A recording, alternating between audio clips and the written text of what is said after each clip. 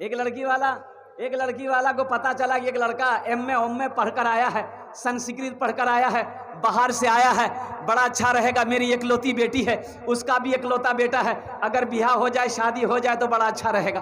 अपनी बेटी की तस्वीर लिया, एक आदमी को साथ लिया, बोलो भाई चल तो चल ओखाने चलो।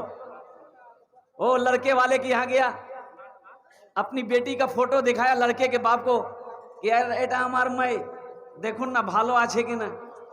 तो लड़का वाला देखा, बोला कि ना अपनार मई तो ब्यूटीफुल, हाँ हमको पसंद है, मेरा बेटा को दिखा दीजिए, मेरा बेटा को दिखा दीजिए।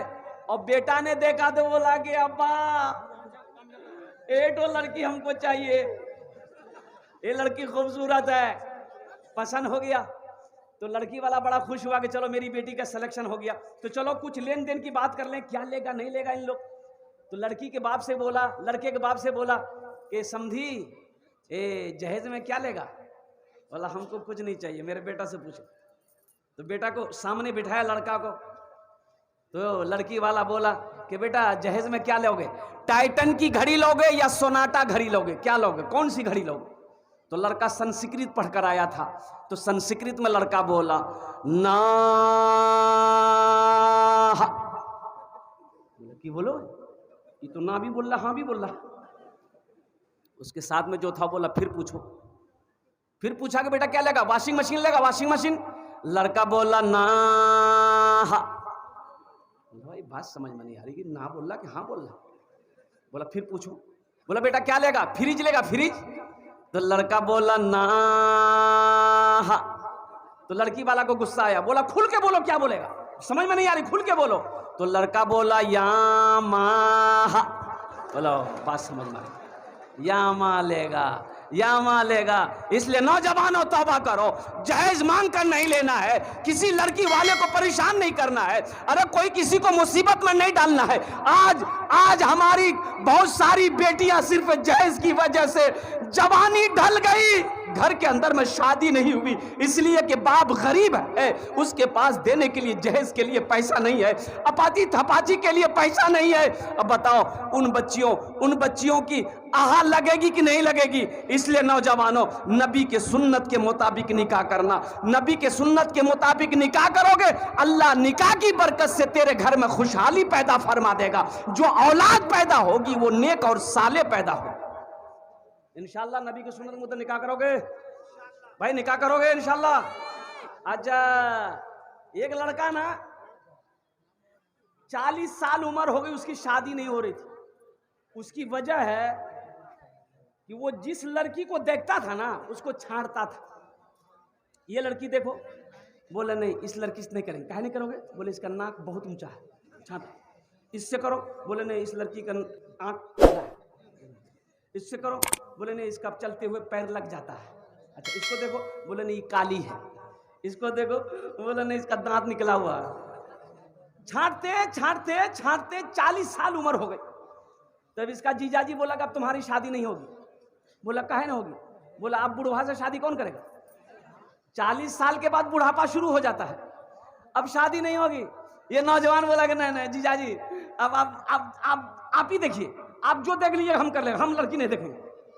बोला ठीक है बेटा कराते हैं तुमको ब्याह। ये वो काली लड़की देख के इसका बोहने ना बात कर दिया, बातचीत फाइनल हो गई, बारात गई, निकाह करके बीवी को ले आया। अब रात में जब कमरे में गया बीवी के पास, तो बेचारी घूंघट उठा के जो सलाम की नहीं, लड़का वहीं बेहोश हो गया। तो उसकी बीवी सोची का वो कोई बीमारी है क्या इसको, ये अपने आप बेहोश हो गया।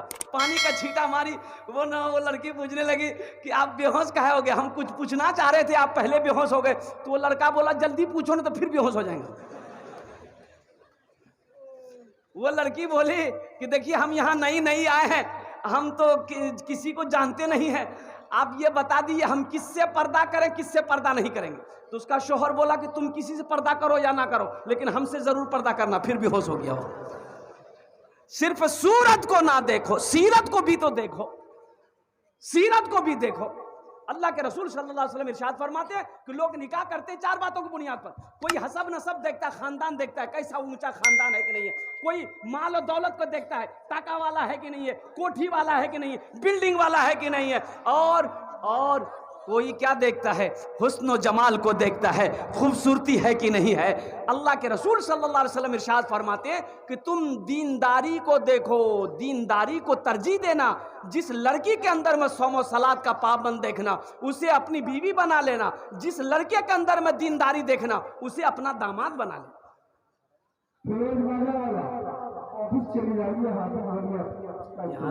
यहाँ तो आलम यह है, यहाँ तो आलम यह है।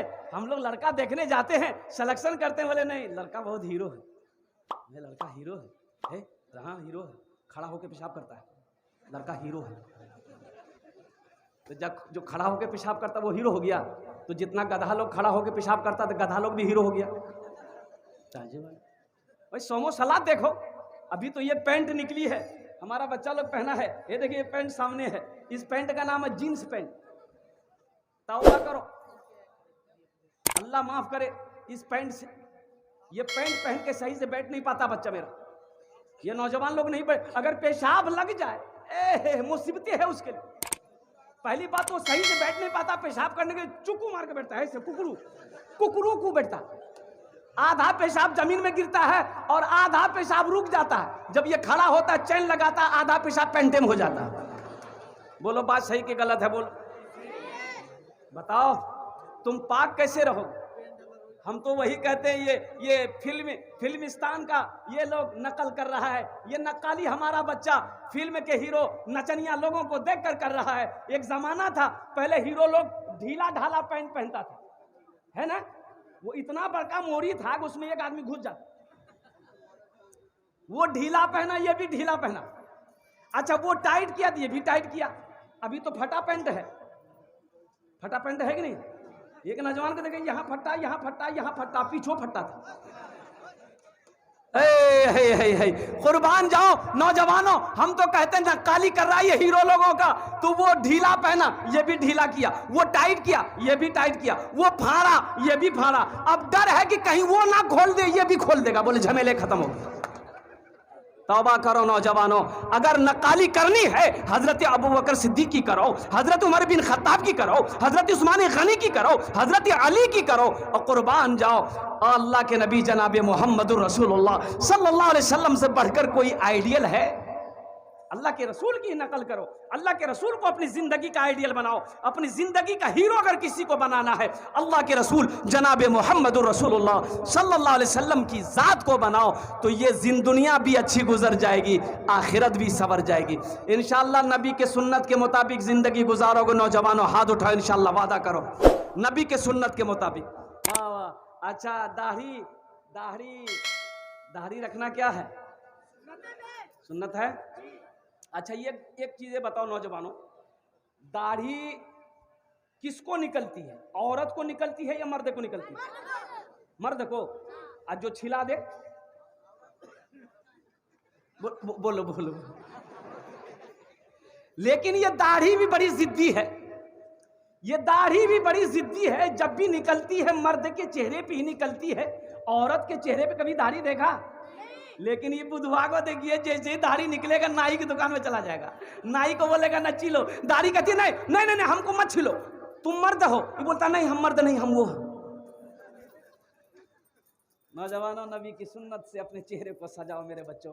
अरे मोमिन की शान वो होनी चाहिए, मोमिन की शान वो होनी चाहिए, जिस गली से मोमिन गुजर जाए, मुसलमान गुजर जाए, उसकी खुशबू बता दे कि इधर से कोई मुसलमान गुजरा। मोमिन की ये शान होना चाहिए। इसलिए मेरे बच्चों अपनी ज़िंदगी के अंदर में, अपनी ज़िंदगी के अंदर में दीन लाओ, अपनी ज़िंदगी के अंदर में। अच्छा इंशाल्लाह ये तो पैगाम मेरा हो गया है, बस नमाज के लिए एक पैगाम है। नमाज किसी भी हालत में माफ़ नहीं है। नमाज जब तक होशो हवास में हो, वक्त नमाज का हो गया है, उस वक्त भी तेरे ऊपर नमाज फ़र्ज है। नमाज किसी भी हालत में माफ़ नहीं है। हाँ नमाज माफ़ है, कब माफ़ है?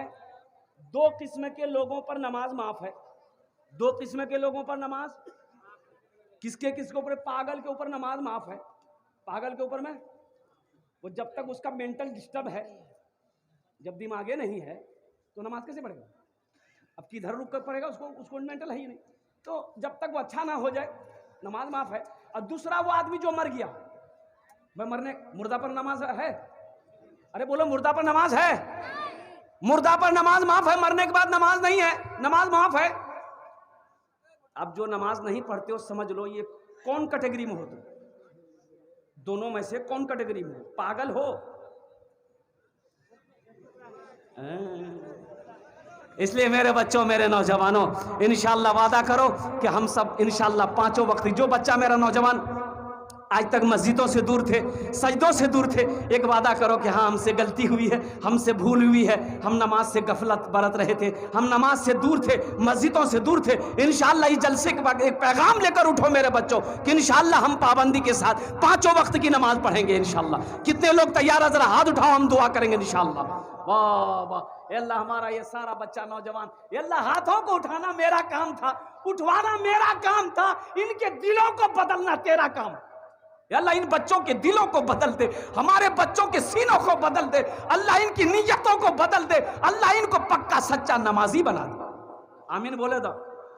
ऐसा वैसा नमाजी नहीं। एक आदमी दिल्ली से आ रहा था, सीमांचल गाड़ी पकड़नी थी, कटिहार आना था, टिकट है नहीं, सोचा काउंटर में टिकट लेंगे, ट्रेन में चढ़ जाएंगे। लेकिन काउंटर में आया तो बहुत भीड़, इतनी भीड़ थी कि सोचा अगर टिकट लेते हैं तो गाड़ी छूट जाएगी, फिर 24 घंटा बाद हमको गाड़ी मिलेगी, तो टिकट नहीं बनाया, बगैर टिकट का ट्रेन में चढ़ गया कि टीटी आएगा ना तो फैसला कर लेंगे। आदमी था बिहार का, बड़ा चालाक आदमी था। ट्रेन खुल गई, थोड़ी देर के बाद देखा टीटी आ रहा है, बैग खोला, चादर निकाला, ट्रेन में बिछा, नियत बहाना अल्लाहु अकबर। टीटी आके बगल में खड़ा हो गया कि सलाम फेरेगा, टिकट लेंगे। आई सलाम फेर के क्या कनखी मार के देख लिया कि टीटी खड़ा है, सलाम फेरा, फिर नियत बांध लिया अल्लाहु अकबर। टीटी को ये मौके नहीं देता था बोलने का। टीटी भी बड़ा जिद्दी था, पलथी मार के बैठ गया, बोला पढ़ो तुम कितनी नमाज पढ़ते हो। हमको आइडिया लग गया कि तुम्हारे पास टिकट नहीं है, हम जब तक टिकट लेगा नहीं हिलेगा नहीं यहाँ से। ये भी बिहार का था, दिले दिल सोचा कि तुम भागोगे कैसे, हमको पता ना है। बस सलाम फेर कर खड़ा हुआ। ये नौजवान बोला कि नियत करता हूं मैं 200 रकात नमाज की, दिल्ली से लेकर पटना तक, अल्लाह अकबर। टीटी भाग गया, बोला कि तुम नमाज पढ़ते हो, हम टिकट नहीं लेंगे।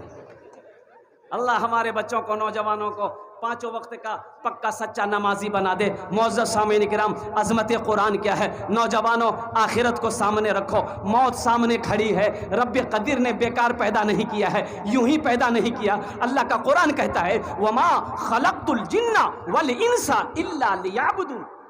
मेरा अल्लाह कहता है कुरान में, कुरान पढ़ो ना, यही तो मैं कहता हूँ। मदरसा यही पैगाम तो देता है, मदरसा यही पैगाम देता है। आखिरत क्या है, जिंदगी क्या है, माँ क्या है, बाप क्या है, भाई क्या है, ये कौन बताएगा? कुरान बताएगा। यूनिवर्सिटी नहीं बताएगा, कॉलेज नहीं बताएगा। माँ बाप का मकाम क्या है ये कौन बताएगा? कुरान पढ़ो ना।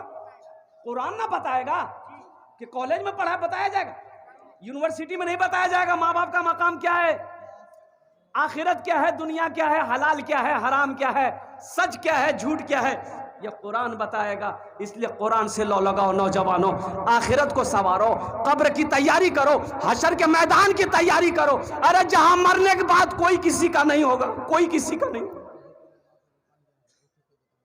इबादत करो तुम, इबादत करो तुम सदा अपने रब की, ये दुनिया किसी की हुई है न होगी। इबादत करो तुम सदा अपने रब की, ये दुनिया किसी की हुई है न होगी। इबादत करो तुम, इबादत करो तुम सदा अपने रब की, ये दुनिया किसी की हुई है न होगी। यहाँ पर किसी की बनी ना बनेगी, मिलेगी तो 2 गज ज़मी ही मिलेगी। यहाँ पर किसी की बनी ना बनेगी, मिलेगी तो 2 गज ज़मी ही मिलेगी। इंशाअल्लाह आखिरत की तैयारी करेंगे भाई, इंशाअल्लाह आखिरत की तैयारी करेंगे, कब्र की तैयारी करेंगे इंशाअल्लाह, हशर के मैदान की तैयारी करेंगे इंशाअल्लाह, जन्नत में जाने की तैयारी करेंगे इंशाअल्लाह। आओ एक अमल है जन्नत में जाने वाला अमल, जिसको कहते हैं सदका जारिया। अल्लाह के रसूल सल्लल्लाहु तआला अलैहि वसल्लम इरशाद फरमाते हैं कि जो लोग ये सदक़े जारिया कर ले, मरने के बाद बेटा भूल जाए, बीवी भूल जाए, भाई भूल जाए, गम नहीं है, वो दुनिया में ऐसा अमल करके गुजरा है कि अल्लाह क़यामत तक कब्र में सवाब अता फरमाता रहेगा। ये मदरसा आपने चंदा दिया है, 5 बच्चे दस्तारबंदी हुई, 5 बच्चा हाफिज़ कुरान बना। एक हाफिज़ कुरान 10 आदमी को जन्नत में लेकर जाएगा। कितने को लेकर जाएगा बोलो? एक वकील साहब कितने को लेकर जाएगा? नहीं लेके जाएगा। एक हाफिज कुरान 10 आदमी को जन्नत में लेकर जाएगा। और सुनो, अल्लाह के रसूल इरशाद फरमाते हैं ये कुरान जो आज किताबी शक्ल में है, कल क़यामत के दिन हशर के मैदान में इंसानी शक्ल में होगा, बड़ा खूबसूरत इंसान होगा। एक आदमी के हाथ को पकड़ेगा, अल्लाह के सामने खड़ा कर देगा। तो मेरा अल्लाह अलीमुल गैब व शहादा है, फिर भी मेरा अल्लाह पूछेगा कुरान से तू कौन है? तो ये कहेगा मैं अल्लाह, मैं तेरा कुरान। कि तेरे साथ कौन है? कि अल्लाह मुझ कुरान का कारी है। क्या चाहता है? कि अल्लाह दुनिया में इन्होंने मेरी बहुत इज्जत की थी, मुझे सीने से लगाता था, मुझे आंखों से लगाता था, मुझे अपने सीने में बसाया था। या अल्लाह, दुनिया में इन्होंने मेरा हक अदा कर दिया, इसलिए आज मैं चाहता हूँ उसका बदला दे दूँ। तो अल्लाह कहेगा तू क्या चाहता है? ये कुरान कहेगा या अल्लाह, मैं ये चाहता हूँ कि आज मैं इसे जन्नत के अंदर दाखिल कर दूँ। तो मेरा अल्लाह ऐलान करेगा जा इसके हाथों को पकड़ जन्नत के अंदर मैं दाखिल कर दूँ, जा इसके हाथों को पकड़ जन्नत के अंदर में दाखिल कर दे। तो कुरान भी जन्नत में लेकर जाएगा मेरे भाई। जो कुरान से जुड़ गया, ये कुरान उसको जमीन की पस्ती से उठाकर आसमान की बुलंदी पे पहुंचा देगा। मोअज़्ज़ज़ सामीन इकराम, 5 बच्चे दस्तारबंदी हुए। मुझे इस मजमे के अंदर में 5 आदमी चाहिए, मैं उसके लिए 10 दुआ करूंगा। कत दुआ करबो बोलूं तो? 10 दुआ करबो अल्हम्दुलिल्लाह, 10 दुआ करबो इंशाल्लाह। मुझे कितना आदमी चाहिए भाई बोलिए? अरे बोलो तो कितना आदमी चाहिए? अरे भाई कितने बच्चे की दस्तारबंदी हुई? 5 बच्चे की दस्तारबंदी हुई, मुझे 5 आदमी चाहिए इंशाल्लाह। उसके लिए मैं 10 दुआ करूंगा। और मैंने पहले कह दी यहाँ जो दुआ होगी इंशाल्लाह कबूल होगी, मकबूल होगी। क़ाल रब्बुकुम उदऊनी अस्तजिब लकुम, मेरा अल्लाह कहता है तुम मुझे पुकारो, मैं तेरी दुआ को कबूल करूंगा। है कोई माँ का चहीता बेटा, लाडला बेटा, कलेजे का टुकड़ा बेटा कोई है? इसमें दोहरा सवाब मिलेगा। अपने माँ बाप के नाम पर अगर ये अमल कर लोगे, अल्लाह इसका अजर तेरे माँ बाप को भी अता फरमाएगा, साथ ही साथ आपको भी अता फरमाएगा।